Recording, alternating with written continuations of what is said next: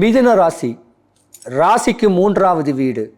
அறம் பொருள் இன்பம், லைஃப்பை ரசித்து ருசித்து வாழணும். எம்பெருமான் விஷ்ணு பெருமானுடைய ஆதிபத்தியமும் விஷ்ணு பெருமானுடைய அனுகிரகமும் இருந்த ஒரு ஜாதக அமைப்பு.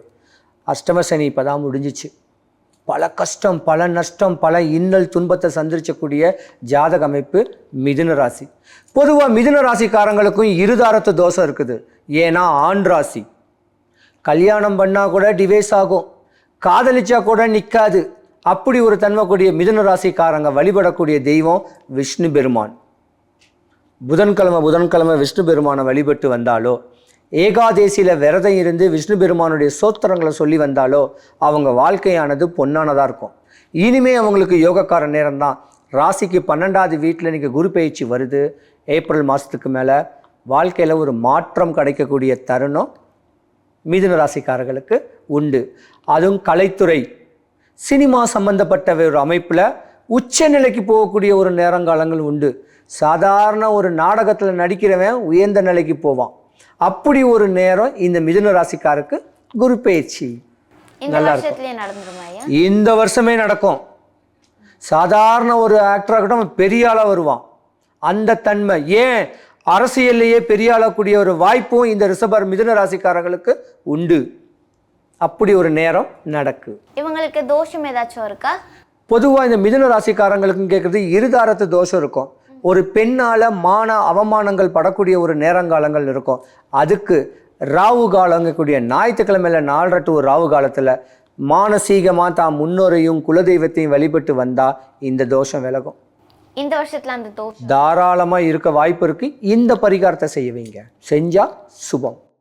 தாம் பிள்ளைங்களை விட்டுட்டு காசியோ ராமேஸ்வரமோ கங்கோத்திரியோ யமுனோத்திரியோ கேதார்நாத்தோ பத்ரிநாத்தோ இங்க போய் தஞ்சம் அடைஞ்சு தவ வலிமையை கத்துக்கிறேன்னு சொல்லிக்கிட்டு அங்க இருக்கக்கூடிய சாமிகளை வழிபட்டுக்கிட்டு தீர்த்தத்துல உனக்கூட உணவு இல்லாம, தாம் துணியை துவைக்கிறதுக்கு ஒரு உதவி ஒத்தாசை இல்லாம ஒரு சந்நியாச கோல வாழ்க்கை வாழ்ந்துகிட்டு இருக்கிறவன் தான் அகோரி.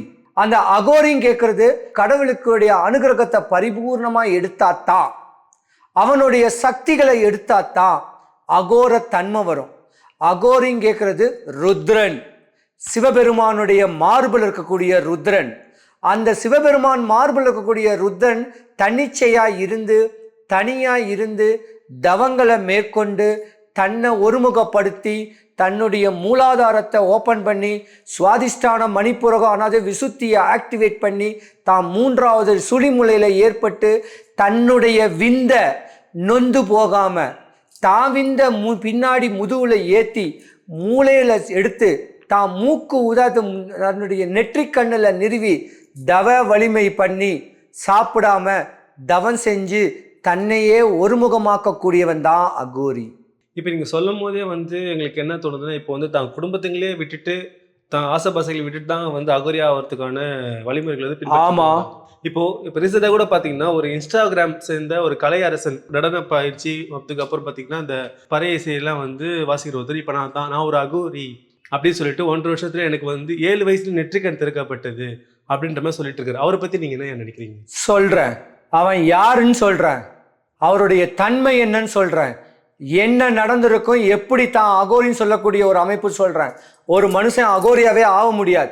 தமிழ்நாட்டில் இருக்கிறவன் யாராலையும் அகோரி ஆக முடியாது. தமிழ்நாட்டில் இருக்கக்கூடிய ஒரு ஆணும் பெண்ணும் நான் அகோரி பாபாவை வழிபடுவேன் வேணா சொல்லலாம். அவங்க கிட்ட இருந்து கத்துக்கிட்டு 4 விதமான மந்திரங்களை உள்ளடக்கி தன்னை அகோரின்னு பிரதிபலிக்கக்கூடிய செய்யலாம். அப்படித்தான் அவன் செய்ய முடியும். அகோரி ஆக முடியாது. தமிழ்நாட்டில் பிறந்தவன் யாரா இருந்தாலும் அகோரி ஆக முடியாது.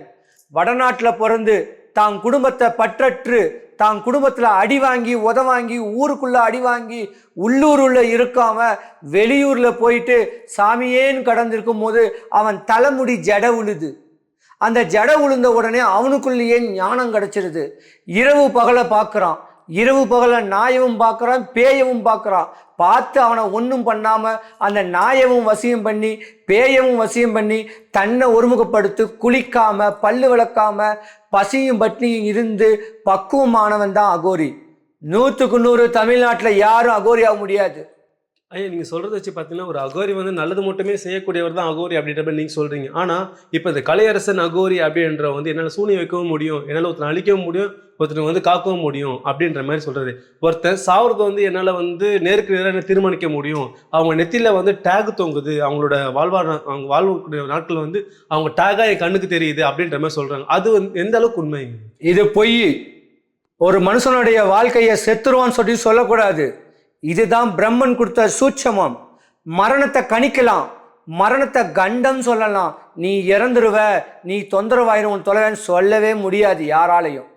அவன் முதல்ல அகோரியே கிடையாது. அவனுடைய தன்மையை சொல்றேன். ஒரு மனுஷன் ஒரு மக்களை வாழ வைக்கிறதுக்கு தான் அகோரி. ரீக் யஜுர் சாம அதர்வதம் வேணாம் படிச்சா தான் அகோரியா முடியும். அதர்வன வேதம் காளியோடைய மந்திரம், சிவனுடைய மந்திரம், சிவனுடைய சோத்திரத்தையும் சிவ தர்மத்தையும் சிவ புராணத்தையும் சிவ வித்தையும் தெய்வத்தை உள்ளடக்கி உள்ளங்காலில் இருந்து உச்சி வரைக்கும் சுழிமுலையில் இருக்கக்கூடிய அளவுக்கு மந்திரங்களை பாவிச்சு ஒரு ஸ்பெஷலிஸ்ட் டாக்டர் தான் அகோரி. அறுத்துக்க முடியாததை தன்னுடைய விபூதினால, தான் வச்சிருக்கக்கூடிய விபூதினால, ஒரு எரிக்கை இலையில விபூதியை மடிச்சு சொல்லக்கூடிய மந்திரம் சரளமா சொல்லணும், உக்ரம் ஏறணும், அந்த மந்திரத்துக்கு சக்தி வரணும்.